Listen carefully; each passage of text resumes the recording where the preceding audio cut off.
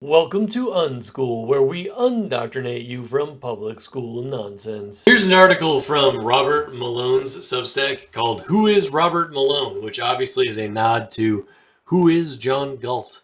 It says there MEI, Merit, Excellence, and Intelligence. A obvious counterpoint to the horrors of Marxist DEI nonsense. Okay?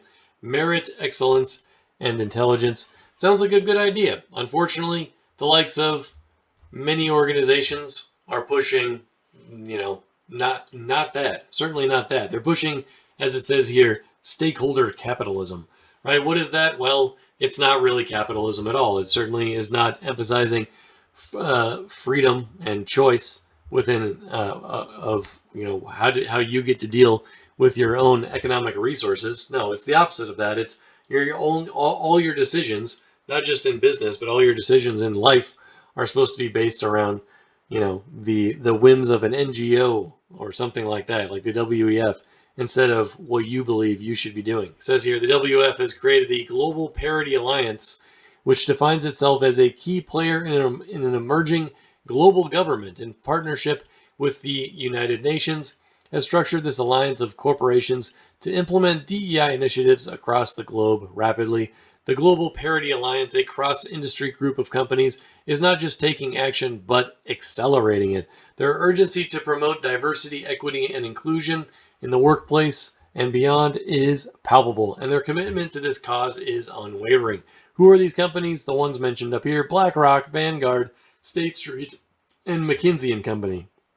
So, some of the biggest ones, some of the biggest companies in the world want to push this nonsense. This group, the Global Parity Alliance, is not just a collection of companies, it's a community of like-minded organizations all striving for the same goal, better and faster DE and I outcomes. By sharing proven blah blah blah best practices and practical insights, they are inviting others to join them in this important work to realize the promise of diversity. The Global Parity Alliance members and identified DE and I lighthouses will work to close opportunity gaps faster in the new economy. Yeah, they don't care about opportunity, they care about outcomes, right? That's the purpose of DEI. Is equity. Equity is, outcomes. According to BlackRock CEO Larry Fink, the WEF DEI initiative intends to quite literally force the implementation of social engineering stakeholder capitalism policies as the basis for corporate hiring and promotion, rather than focusing on profitability, return on investment, and shareholder owner value measured by financial outcomes. Pretty nuts hearing that from the guy who is the CEO of BlackRock. Behaviors are going to have to change, and this is one thing we're asking companies. You have to force behaviors, and at BlackRock we are forcing behaviors. What we are doing internally is, if you don't achieve these levels of impact, your compensation could be impacted, okay? You have to force behaviors. And if you don't force behaviors, whether it's gender or race or just any way you want to say the composition of your team, you're going to be impacted.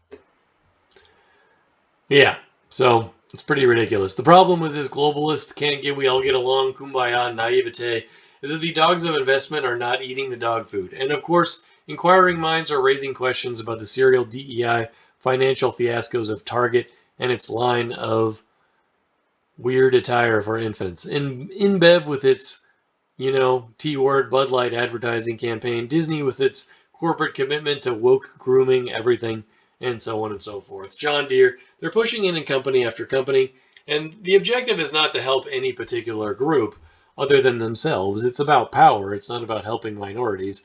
If they believed in minorities, they would follow Ayn Rand's perspective, which is the smallest minority is the individual, and we would push for individual rights.